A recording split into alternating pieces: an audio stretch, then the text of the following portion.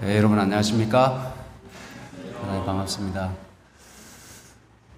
우리 장로님이 잘 환영해 주셨는데 우리 새신랑 얼굴을 보니까 아주 순하고 아주 착해 보입니다. 그러시죠? 예, 대단히 반갑습니다. 오늘 우중이지만은 우리가 함께 우리 하나님 전에 나와서 예배 드리게 되어서 너무나 감사하고 기쁘게 생각합니다. 우리가 살아가면서 참 때로는 안 좋은 일도 일어나지만은 또 이와 같이 또 새로운 그런 결혼이나 좋은 일들이 있어서 우리가 또 그런 힘으로 살아가게 되는 것 같습니다. 이 시간 우리가 하나님께 감사한 마음으로 나아가서 하나님께 주시는 신령한 은혜와 축복을 마음껏 누리시게 되기를 간절히 바랍니다. 제가 오늘 말씀의 제목을 필승의 무기라고 정해봤습니다. 제가 포병 제 17사단 보병 17사단 602 포병대대에 근무했는데요. 저희들이 인사할 때 구호가 필승이었습니다. 필승. 네. 최 이사님은 뭐였습니까? 까먹었어요? 우리 새신랑은 뭐였어요? 단결했습니다. 단결. 네, 단결도 많이 하죠. 통일도 하고 이렇게 하는데 필승은 말 그대로 반드시 이긴다고 하는 것입니다. 네, 반드시 이긴다고 하는 것인데요. 우크라이나 전쟁이 2022년 2월 24일에 발생했습니다. 지금 1년하고 7개월째 전쟁이 계속되고 있는데 한 20만 명 이상의 사상자가 났다고 합니다. 그리고 참 많은 우크라이나 영토의 한 40%가 파괴되었다고 하죠. 근데 문제는 뭔가 하면 이 전쟁이 끝날 조짐을 보이지 않는다는 겁니다. 정말 이 푸틴이 제거되지 않는 한 전쟁이 끝날 것 같지 않습니다. 이 전쟁이 우리 세계의 어떤 평화나 여러 면에 있어서 영향을 미치게 될 텐데 여러분께서 다니엘과 같이 이 세계 여러 나라의 평화를 위해서 기도해 주시기를 간절히 바랍니다. 그것이 우리 그리스도인이 이 세계를 위해서 할 수 있는 매우 중요한 일이라고 생각합니다. 하나님께서 역사의 주관자 되시기 때문에 하나님께 세계 평화를 위해서 틈틈이 기도해 주시면 감사하겠습니다. 어제 저녁에 우리 장로님도 그런 말씀하셨지만은 모로코에 지진이 나서 수많은 사람들의 사상자가 발생하고 또 얼마 지나지 않아서 북아프리카 국가인데 리비아에서 또 대규모 홍수가 발생했습니다. 근데 리비아는 아시는 것처럼 사막지대 아닙니까? 사막으로 된 나라인데 그 나라에 비가 엄청나게 쏟아져서 댐이 터지고 해서 사람들이 피하지 못하고 다 휩쓸려서 그 지중해 바다로 그냥 다 휩쓸려서 익사를 했는데 한 2만 명 정도 이렇게 희생이 된 것 같습니다. 이러한 세계 곳곳에 난리의 소문이 우리에게 들리고 있는 이때에 우리가 다시 한번 근신하고 깨어서 이 시대를 분별하고 우리의 믿음을 잘 돌아볼 수 있는 계기가 되었으면 좋겠습니다. 이것은 전쟁의 모습인데요. 참 무섭습니다. 이러한 무기들이 누구를 죽이기 위해서 발사가 되고 있나요? 사람을 죽이기 위해서. 우리가 사냥하기 위해서 저는 고래 포경이 금지되어 있잖아요, 법으로. 근데 고래 사냥을 위해서 큰 짝사를 뱃머리에 딱 설치해가지고 고래를 추격하는 그러한 장면을 보면서 참 섬뜩하다는 생각을 한 적이 있는데 사람을 죽이기 위한 무기를 보면은 더 섬뜩한 것 같아요. 생각해 보십시오. 이러한 무기들이 사람을 죽이기 위해서 사용되고 있는 겁니다. 사람이 사람을 죽이기 위해서. 이것도 지금 뭐 건물이 파괴되고 수많은 건물들이 파괴되고 수많은 사람들이 죽어가고 있습니다. 지금도 아마 전쟁이 계속되고 있을 텐데요. 참 걷잡을 수 없는 전쟁의 참화를 우리가 보고 있습니다. 그래서 우크라이나가 처음에는 상당히 고전을 면치 못하고 밀리고 있었죠. 밀리고 있었는데 어느 한순간 전세가 역전되기 시작했어요. 러시아는 처음에 푸틴이 일주일 내 혹은 10일 내로 우크라이나를 정복할 수 있을 것이다, 해방할 수 있을 것이라고 이렇게 생각을 했다고 합니다.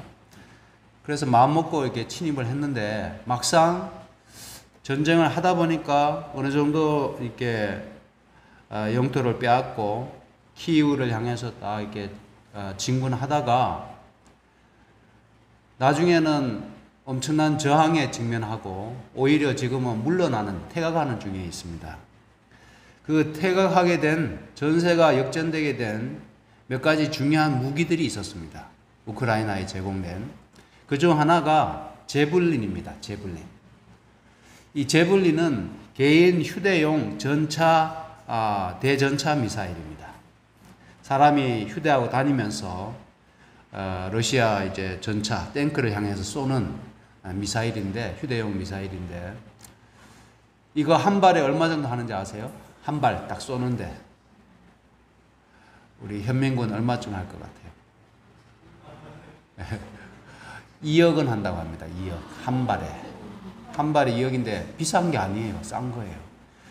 한 발에 2억 정도 하는데 이거 한 발 쏘면은 거의 백발백중 러시아 전차를 파괴하는데, 전차 값은 얼마인가 하면 40억 정도 한다고 합니다. 그러니까 가성비가 좋은 무기죠. 그래서 이 제블린의 덕분에 쳐들어오는 러시아 군대를 퇴각시킬 수 있는, 뒤로 후퇴하게 만든 아주 공헌, 지대한 공헌을 해서 거기다가 세인트 제블린, 세인트 성 제블린이라고 하는 그런 칭호를 붙여줄 만큼 결정적인 무기, 어떻게 보면 아주 뭐라 그러나요? 아주 중요한 무기가 되게 되었습니다. 전쟁의 판도를 바꾸게 되었습니다. 그 다음에 두 번째 무기가 하이마스입니다. 여러분 들어보셨죠? 대구경 다연장 로켓포입니다. 지금 이 하나에 6발의 미사일이 들어있는데 이 사거리가 한 60km쯤 되는 것 같아요. 그래서 우크라이나가 절대적인 어떤 화력의 열세에 있었는데 미국으로부터 이 하이마스를 공급받고 그냥 후방에 있는 러시아 중요한 진지들을 파괴하면서부터 러시아가 힘을 잃게 되었습니다. 그래서 이 하이마스도 엄청난 그런 공헌을 하게 되었습니다. 그다음에 세 번째 무기가 드론입니다. 드론. 그래서 이번에 처음으로 드론 전쟁이라고 할 만큼 드론이 전장에 투입되어서 그 위력을 발휘하게 된 그런 첫 번째 전쟁이 러시아 우크라이나 전쟁이라고 합니다. 그래서 이 드론이 얼마나 위력적인지 이번에 새삼 보게 되면서 각 나라에서 이 드론의 어떤 전력을 강화하게 된 계기가 되었습니다. 그래서 뭐 정찰 드론, 뭐 자폭 드론, 여러 드론들이 이번에 큰 역할을 하게 되면서 우크라이나가 승기를 잡게 되었습니다. 자, 이제 서론을 마치고요. 우리는 믿음의 선한 싸움을 싸우고 있습니다. 그래서 우리가 뭐 옛날 십자군처럼 그렇게 무기를 들고 뭐 불교도들이나 이슬람 교도를 향해서 싸우는 그런 싸움은 옳지 않은 전쟁 아닙니까? 십자군 전쟁도 명분은 해교도에 점령된 그 예루살렘을 회복한다는, 수복한다는 그런 정당성을 내세웠지만은 실제로는 어떤 뭡니까? 노예들을 이렇게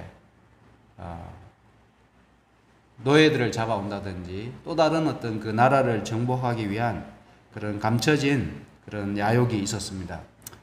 그래서 우리 그리스도인들의 싸움은 그런 싸움이 결코 되어서는 안 되겠죠. 그래서 우리의 싸움의 대상이 무엇인지를 에베소서 6장 12절 13절의 말씀이었습니다. 오늘 우리가 교과 공부에도 그런 말씀이 나왔는데, 우리의 씨름은, 다른 말로는 우리의 싸움은 혈과 육에 대한 것이 아니요 정사와 권세와 이 어둠의 세상 주관자들과 하늘에 있는 악의 영들에게 대함이라. 그래서 우리가 싸우기 위해서는, 또 승리하기 위해서는 우리의 적이 누구인지를 분명히 알아야 되겠죠. 우리나라가 지난 정권에서 가장 힘들었던 부분이 우리의 주적이 누구인가, 북한이라고 얘기할 수 있어야 되는데 이 북한과의 어떤 관계 때문에 그것을 적이라고, 주적이라고 명시하지 못하는 해프닝이 있었습니다. 그렇게 하게 되면 군대가 굉장히 혼란스러워지게 되겠죠. 누가 우리의 적인지, 누가 우리의 우군인지를 파악하지 못하는 군대가 어떻게 이길 수 있겠습니까? 그래서 우리는 우리의 적이 누구인지를 분명히 알 필요가 있습니다. 이 어둠의 세상 주관자들, 악의 세력이죠. 또 악의 영들, 영적인 전쟁이라고 하는 것입니다. 그러므로 하나님의 전신갑주를 취하라. 이는 악한 날에 너희가 능히 대적하고 모든 일을 행한 후에 능히 서기 위함이라, 이렇게 말씀하셨습니다. 그래서 우리의 싸움의 대상이 누군지, 우리의 원수가 누구인지를 분명히 알아야 되는데, 그 원수는 악의 영들, 영적인 싸움이라는 겁니다. 믿음의 선한 싸움, 그것은 영적인 싸움이기 때문에 그 영적인 싸움에서 승리하기 위해서 우리에게도 우크라이나의 전쟁의 그 3대 무기처럼 우리가 반드시 이길 수 있도록 하나님께서 제공하신 3가지 무기가 있습니다. 여러분들은 그 무기를 무엇이라고 생각하십니까? 어떤 무기로 우리가 믿음의 선한 싸움에서 승리할 수 있을까요? 우리가 뭐 태권도를 배우고 어떤 무기, 자기 보호할 수 있는 그런, 요즘 무슨 무기라 그러죠? 이런 호신봉이나 뭐 이런 그런 무기들을 갖추는 것이 우리에게 필요한 것이 아니고, 우리에게 있어서 가장 결정적인 영적인 무기가 무엇인지를 우리가 알아야 한다는 것입니다. 첫 번째 무기는 하나님의 말씀입니다. 여러분, 너무 당연해서 아니 저 얘기를 왜 또 하지? 라고 생각하셨을지 모르겠어요. 근데 하나님의 말씀은 우리의 영적인 싸움에 있어서 가장 강력한 무기입니다. 하나님의 말씀은 우리로 하여금 이 영적인 싸움에서 승리하게 하는 가장 강력한 무기입니다. 여기 에베소서 6장 17절에 여러 어떤 진리의 허리띠, 의의 흉배, 평안의 복음에 예비한 신, 믿음의 방패, 구원의 투구, 그 다음에 성령의 검, 이렇게 말씀했잖아요. 이것이 다 우리의 하나님의 전신갑주에 해당하는 것들인데, 이 앞에 파란색으로 표시된 것은 다 어떤 무기인가 하면 방어무기입니다. 방어무기. 그렇잖아요. 허리띠, 그 다음에 이 가슴, 호심경, 그 다음에 믿음의 방패, 구원의 투구, 이 다 방어적인 무기지만은 성령의 검은 뭔가 하면 공격적인 무기입니다. 검은 어떻게 보면 방어도 할 수 있겠지만은 공격적인 무기잖아요. 그만큼 이 하나님의 말씀은 영적인 싸움에 있어서 매우 위력적이고, 우리로 하여금 우리 자신을 방어케 하고 또 원수의 세력을 깨뜨릴 수 있는 강력한 무기라고 하는 것입니다. 그래서 하나님의 말씀을 우리가 잘 연단하고 하나님의 말씀에 있어서 더욱더 고차원적인 지식에 이르면 이룰수록 그 말씀의 칼을 예리하게 갈면 갈수록 더 강력한 위력을 발휘할 수 있다는 겁니다. 하나님의 말씀이 여러분을 지켜주는, 또 우리의 싸움에 승리를 가져다주는 무기라고 생각하시고, 하나님의 말씀을 보다 더 깊이 연구하시고 하나님의 말씀에 있어서 정통하게 되시기를 간절히 바랍니다. 하나님의 말씀은 우리에게 양식도 되지만은 무기도 된다는 사실을 우리에게 말씀해 주고 있습니다. 오늘 아침에 우리 교회 주차장에 2대가 외부 차량이 주차를 해 있었습니다.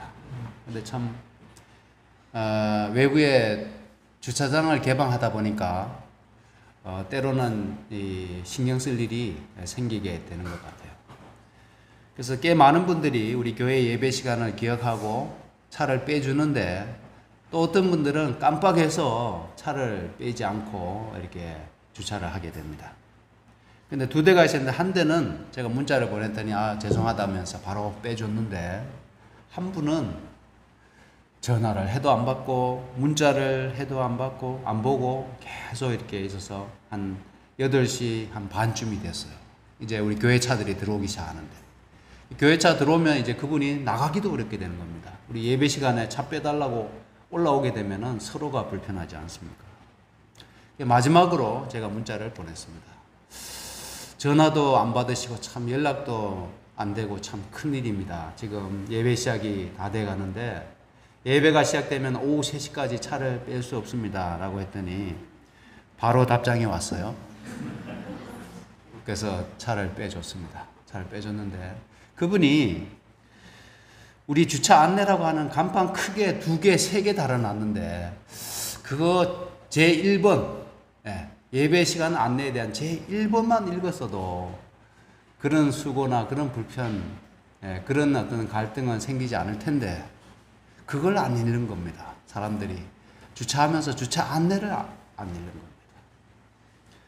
뭐 그냥 가까운 그런 예지만은, 우리가 하나님의 말씀, 우리가 신앙생활을 하면서 정로로 행하기 위해서, 또 영적인 싸움에서 승리하기 위해서 우리에게 주신 하나님의 말씀을 자세히 읽어보지 않는다면 우리도 안전하지 않다는 겁니다.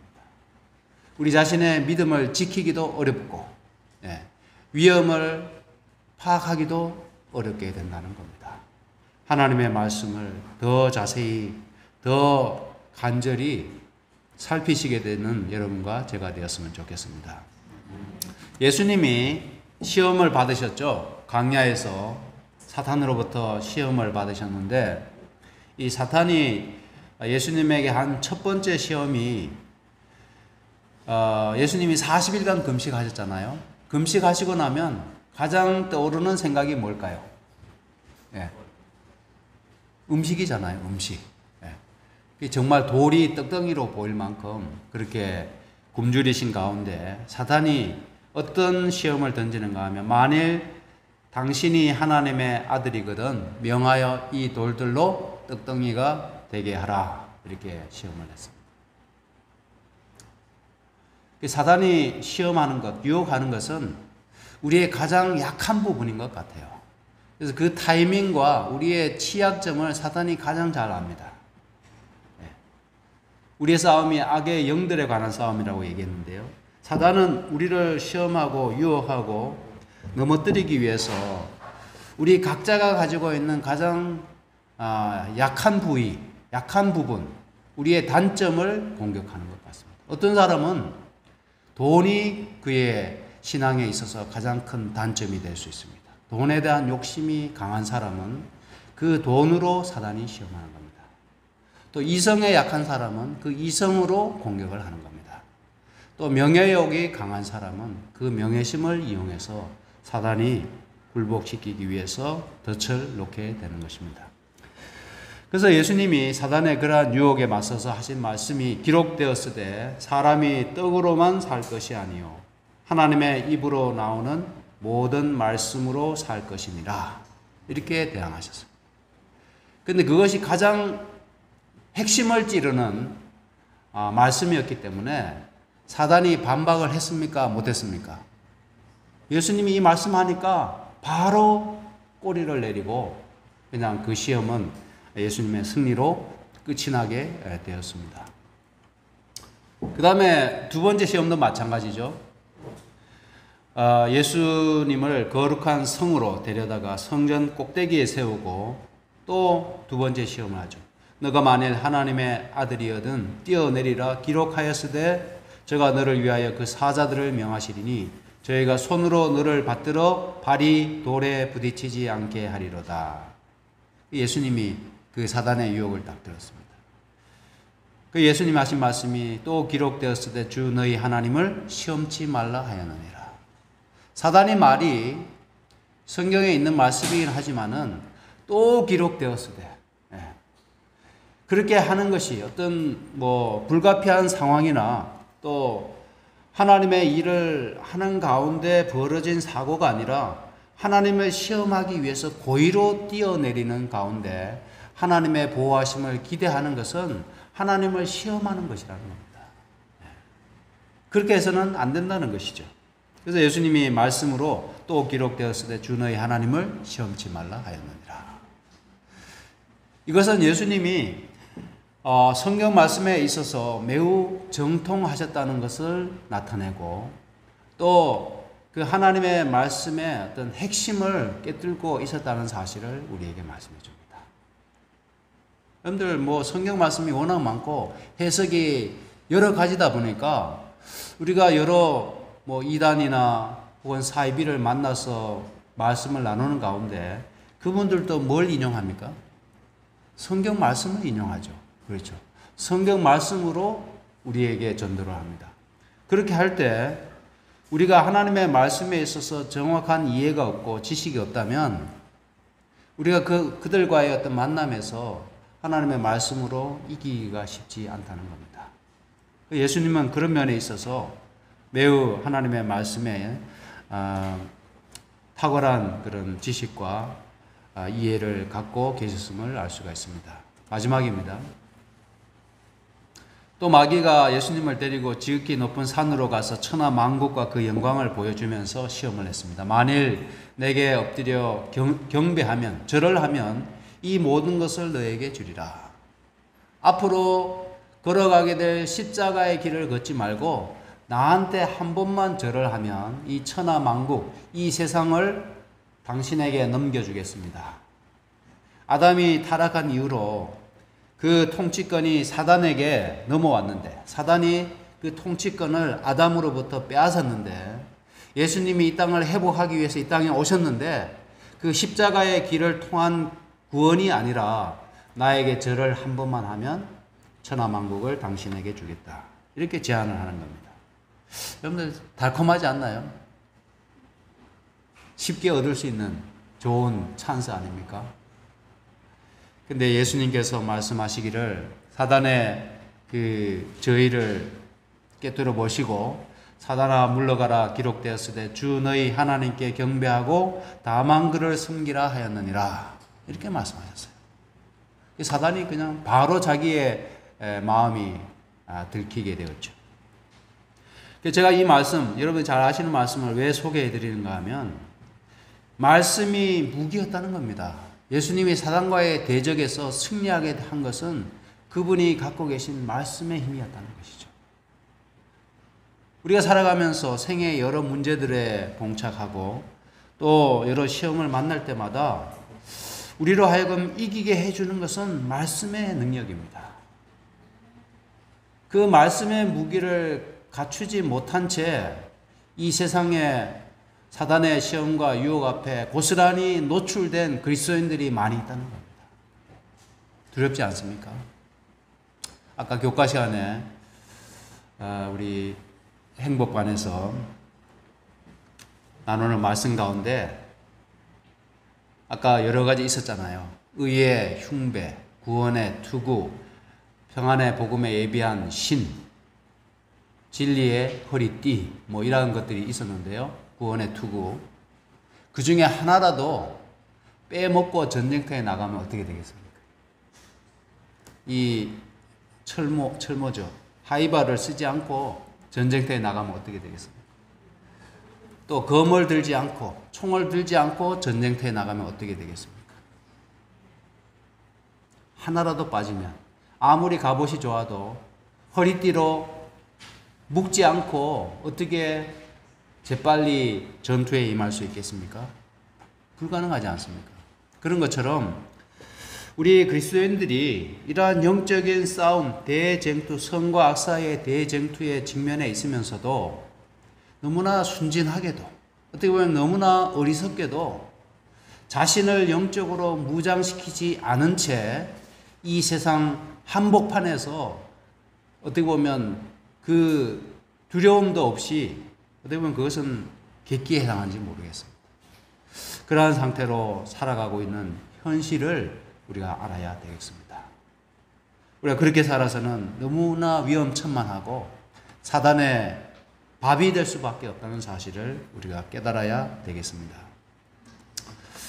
요한복음 1장 14절에 말씀이 육신이 되어 우리 가운데 거하심에 우리가 그 영광을 보니 아버지의 독생자의 영광이요 은혜와 진리가 충만하더라. 예수님에 관한 말씀이죠. 예수님은 말씀이 육신이 되셨어요. 그 말씀 이꼴 예수님이었다는 겁니다. 우리는 어떻습니까? 우리는 하나님의 말씀이 얼마만큼 우리의 육화가 되었나요? 우리의 일부가 되었습니까? 우리의 정신세계를, 우리의 영혼을 하나님의 말씀이 얼마만큼 지배하고 있나요? 우리는 어느 정도의 말씀의 영향권 아래에 놓여 있나요? 우리를 이끌어가는 것은 하나님의 말씀 진리인가요? 아니면 내 철학이나 내 지식이나 내 어떤 욕심인가요? 한번 생각해 보십시오. 예수님은 말씀이 육신이 되셨습니다. 그분 전체가 하나님의 말씀과 일치된 분이었다는 겁니다. 그러다 보니까 그분이 하시는 말씀 한마디 한마디가 진리예요. 그렇죠? 그분의 생애 한 동작, 몸짓 하나, 무엇 하나도 거짓이 없었다는 말씀입니다. 이것은 얼마나 우리에게 도전이 되는 말씀인지 모르겠어요. 부디 우리가 우리의 영혼을 하나님의 말씀으로 채우게 되시기를 간절히 바랍니다. 말씀이 육신이 되어야 합니다. 우리가 그 영광을 보니, 말씀이 육신이 되신 예수님의 영광을 보니 아버지의 독생자의 영광이에요. 하나님의 아들의 영광이 보이는 겁니다. 그분이 육신을 덧입었음에도 불구하고 말씀이 충만하셨기 때문에 그분에게서 하나님의 아들의 영광이 비쳐나오는 겁니다. 은혜와 진리가 충만했어요. 우리의 삶 가운데서도 은혜가 충만하게 되시기를 간절히 바랍니다.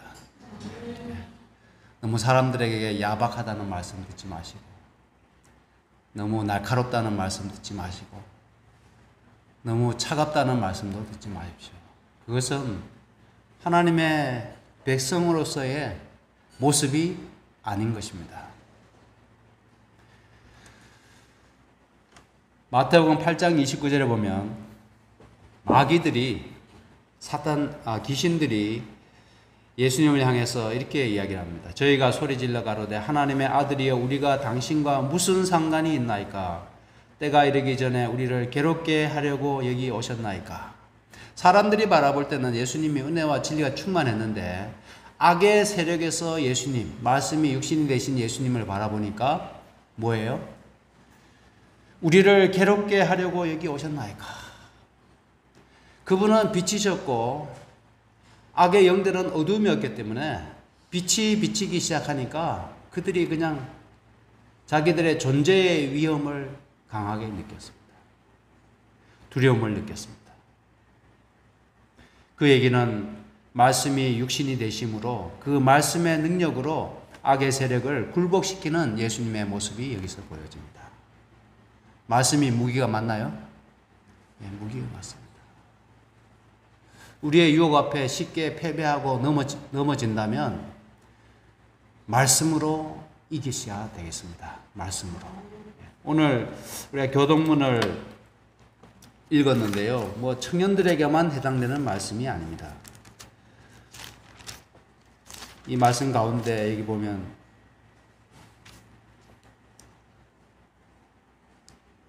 청년이 무엇으로 그의 행실을 깨끗하게 하리까? 주의 말씀만 지킬 따름이니이다. 내 아들아 나의 법을 잊어버리지 말고 너의 마음으로 나의 명령을 지키라. 그것이 너로 장수하게 하고 많은 해를 누리게 하며 평강을 더하게 하리라. 인자와 진리가 너에게서 떠나지 말게 하고 너의 목에 매여 너의 마음판에 새기라. 그렇게 하면 너가 하나님과 사람 앞에서 은총과 기중이 여김을 받으리라. 우리가 하나님의 말씀이 우리의 마음에 새겨진 바 되고 우리의 가치관이 되고 우리의 인생관이 되고 우리의 철학이 되게 될 때 우리가 하나님과 사람들 앞에 은총과 기희 여김을 받게 된다는 겁니다. 말씀이 우리에게 얼마나 귀중합니까? 우리 이것을 깨달을 필요가 있겠습니다. 말씀 볼 때마다 너무 따분하고 뭐가 뭔지도 모르겠다고 생각이 된다면 우리가 요즘 얼마나 많은 자료들, 얼마나 좋은 그런 문명의 이기들이 있습니까? 여러분께서 활용하셔서 말씀을 보다 더 가까이 하시는 생애를 살아가게 되시기를 주의 이름으로 축원합니다. 두 번째로 우리의 영적인 싸움에 승리를 가져다 주는 것은 기도의 무기입니다. 그런데 기도의 위력을 느껴보신 적이 있으십니까? 기도의 위력. 하나님께서 이 강력한 무기들을 주셨는데 그 무기들을 활용하고 있지 못한 것 같아요. 우리 그리스도인들이. 그 위력에 어떻게 보면 10분의 1 아니 100분의 1도 우리가 체험을 하지 못하고 그 위력을 파악하고 있지 못한 것 같습니다. 그러다 보니까 쓰지를 않는 겁니다. 그냥 녹이 슬어 있어요. 마가복음 9장 29절에 기도 외에 다른 것으로는 이런 종류가 나갈 수 없느니라. 제자들이 귀신을 쫓아내려고 했는데 귀신을 쫓아내지 못했어요. 그랬을 때 예수님이 왜 쫓아내지 못했는지 묻는 제자들에게 하신 대답의 말씀입니다. 기도 외에 다른 곳으로는 이런 악의 영들을 대항해서 이길 수 없다고 말씀하셨습니다.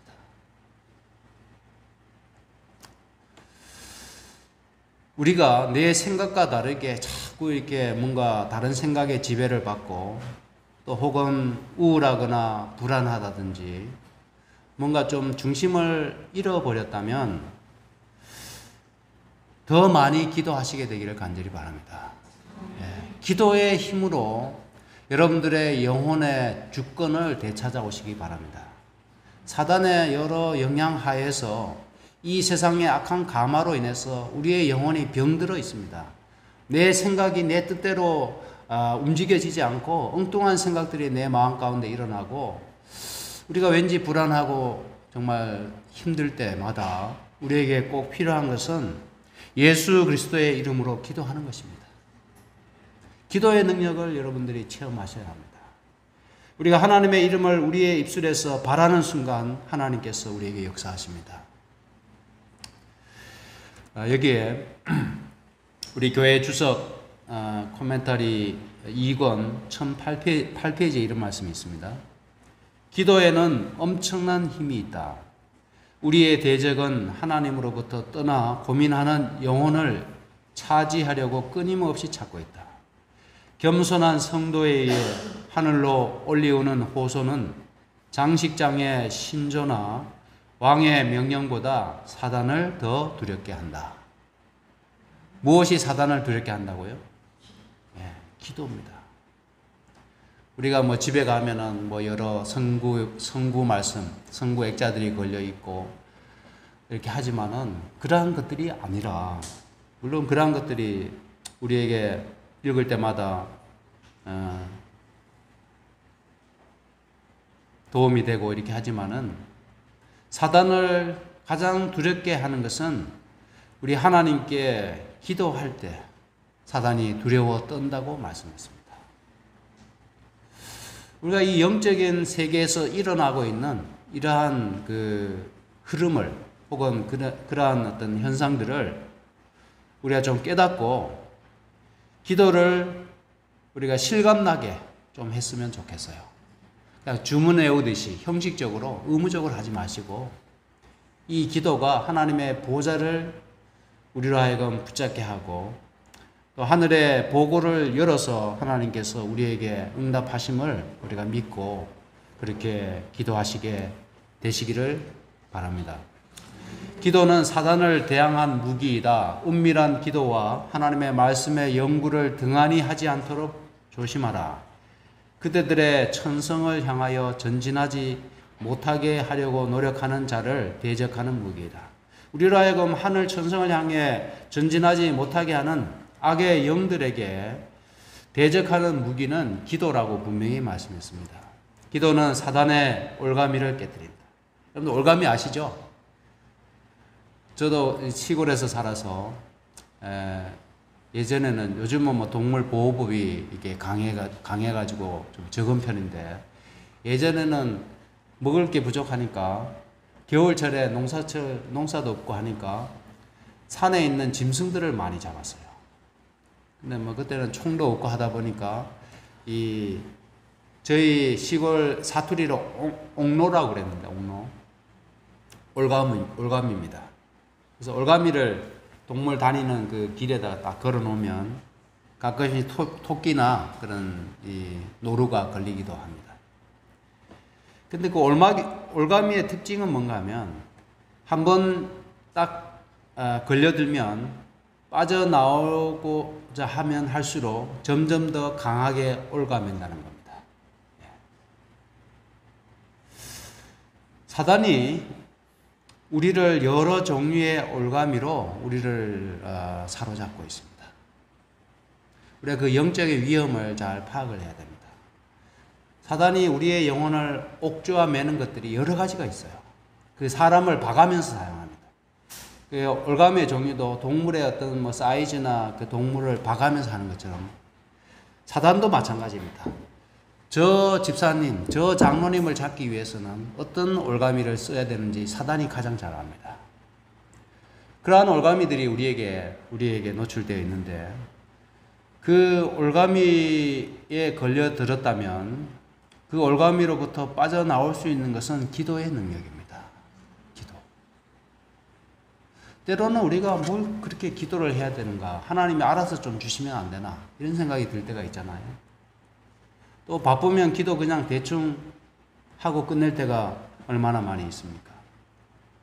그러나 기도는 우리가 생각한 것보다 더 깊숙이, 더 깊이, 더 오래 할 필요가 있죠. 그렇게 함으로써 기도의 능력을 우리가 경험하게 되는 것입니다. 여기에 또 이런 참고 말씀이 있는데요. 기도하는 자는 어떻게 기도하는지 여기 말씀했습니다. 기도가 적절히 올려지면 선을 위한 능력이 된다. 기도를 하되 뭐 이렇게 통성기도 있잖아요. 미친 듯이 막 사람들이 손을 들고 입에 거품을 품고 막 정말 알아듣지 못할 그런 말로 그렇게 기도하는 것은 성경에서 말씀한 기도의 방식이 아닙니다. 기도는 여기 말씀에 의하면 적절히 올려져야 합니다. 또 하나님께 기도할 때 분명하고 또렷하고 고른 어조로 기도하라. 뭔가 알아들을 수 있는 말로 기도하라는 겁니다. 그래서 우리가 하루 저녁에 기도할 때마다 다른 사람에게 방해되지 않을 정도로 말을 하면서 기도하도록 요청드리는 것은 내가 속으로 기도하게 되면 그 기도가 뒤죽박죽이에요. 기도하다가 딴 생각하고 기도에 집중하지 못하는 겁니다. 근데 그 기도를 내가 들을 만큼, 내 귀에 들릴 만큼 소리를 내어서 기도함으로써 우리가 중언부언하지 않을 수 있고 또 그 기도가 어떤 기도를 내가 드리고 있는지를 내가 파악을 하면서 기도하는 겁니다. 그래서 기도를 드릴 때 무작정 기도하는 것이 아니라 매우 이성적으로 매우 또렷하게 매우 고른 어조로 기도하도록 그렇게 우리에게 권고하고 있습니다. 믿음의 기도는 그리스도인의 큰 능력이 되므로 분명히 사단을 이기게 해줄 것이다. 그런 이유 때문에 그는 우리가 기도할 필요가 없다고 암시한다. 만약 여러분 가운데 기도의 필요성을 잘 느끼지 못하시는 분이 있다면 이 말씀을 주목하시기 바랍니다. 우리의 중보자이신 예수님의 이름을 그는 몹시 싫어한다. 그러므로 우리가 열렬한 기도로서 그분께 도움을 구할 때 사단의 군대는 놀란다. 사단이 기도의 능력을 알기 때문에 우리가 예수님의 이름을 부르면서 기도할 때 그 예수님의 개입이 그들에게 공포 그 자체이기 때문에 사단은 어떻게 하든 성도들이 기도를 못하도록 막는다는 겁니다. 사단은 우리에게 기도가 필요하지 않다는 것을 납득시키려고 시도한다. 기도는 요긴한 것이 아니라는 생각은 영혼들을 멸망시키기 위한 사단의 매우 성공적인 계계 중에 하나이다. 기도가 그렇게 필요한 것이 아니라고 하는 생각을 사람들에게 심어줌으로써 사단은 성공을 거두고 있다는 겁니다. 기도는 지혜의 원천이요 힘과 화평의 또 행복의 근원 되시는 하나님과 교통하는 것이다. 마지막으로 이 찬양의 무기만 소개해드리고 마치겠습니다. 그런데 찬양이 무기가 될 수 있을까요, 없을까요? 우리의 신앙에 승리를 가져다 주는 힘이 있을까요, 없을까요? 찬양이? 예, 있습니다. 여러분들, 뭔가 내가 마음이 무너지려고 할 때 찬양을 함으로써 힘을 회복하게 되고 믿음을 회복할 수 있게 됩니다. 우리가 흔히 안 쓰는 무기 중에 하나가 찬양의 무기입니다. 그래서 우리는 특별히 우리 재림교회가 찬양에 있어서 매우 약합니다. 다른 일요일교회, 개신교회에서 보면은 찬양의 밤도 있고 이 찬양을 엄청나게 어떻게 보면 너무 지나칠 만큼 그렇게 합니다. 근데 이 찬양을 우리가 잘 함으로써 내 스스로도 어찌할 수 없는 내 마음의 감정이나 생각들을 찬양의 힘을 빌어서 우리 그리스도와 매우 가깝게 해주는 능력이 있습니다. 그래서 이 찬양을 보다 더 많이 하시게 되기를 바라고, 또 좋은 찬양들이 많이 있습니다. 우리 유튜브에도 이렇게 보면은 참 좋은 찬양들이 많이 있거든요.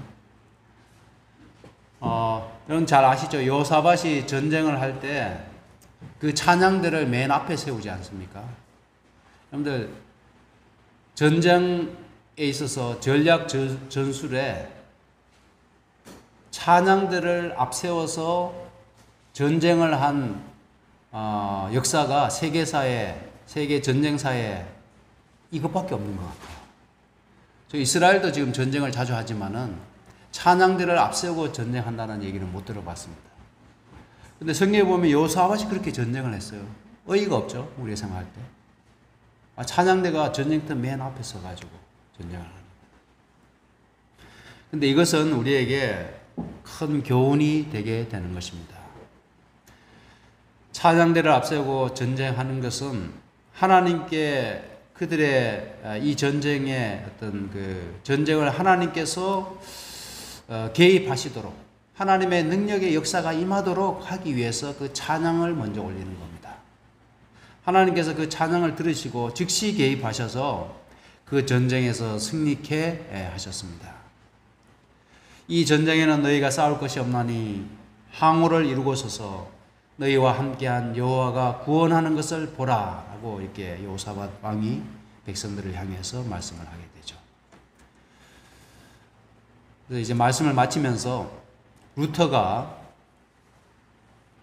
의회의 소집을 받고 칼 5세 황제의 아우크스부르크에 있는 의회에 출두하게 되었습니다. 많은 사람들이 이제 그곳에 가게 되면 왕으로부터 이제 사형 선고를 받고 그들의 개혁 사업이 끝날 것으로 생각하고 두려움에 젖어 있었습니다. 대쟁투 206페이지에 그 상황을 이렇게 묘사합니다. 모든 사람들이 그를 위협하고 있는 위험을 잘 알고 있었으므로 침울한 얼굴과 근심스러운 마음으로 가득 차 있었다. 그러나 코베르크까지 동행했던 루터는 그 여행에서 지은 내 주는 강한 성이요 라는 노래로 그들의 침체되어 가는 믿음의 활기를 북돋아 주었다. 영감적인 그 노랫소리에 장차 다가올 일에 대한 여러 가지 염려는 사라지고 무겁던 마음이 다시 가벼워지게 되었다. 찬양이 많은 사람들의 믿음을 북돋아주고 다시금 믿음의 용기를 가져다 주었다는 겁니다.